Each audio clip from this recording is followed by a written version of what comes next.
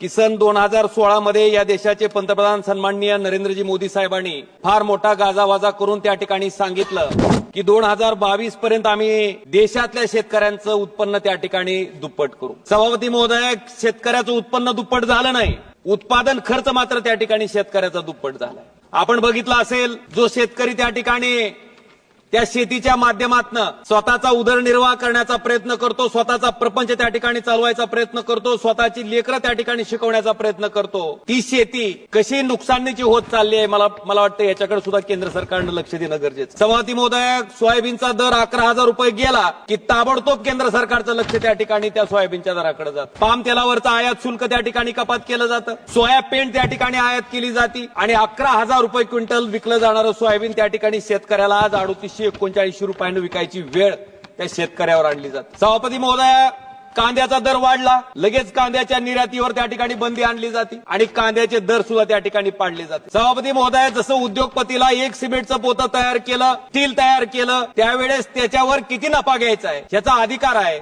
मला वाटतं त्याच पद्धतीनं शेतकऱ्यानं स्वतःच्या रक्ताचं पाणी करून, हाडाची काढं करून जे सोयाबीन पिकवलंय, जे पीक पिकवलंय, त्या पिकावर सुद्धा त्याला किमान त्याचा प्रपंच चालावा इतका नफा मिळवण्याचा अधिकार त्या ठिकाणी आहे। हे सुद्धा कुठेतरी केंद्र सरकार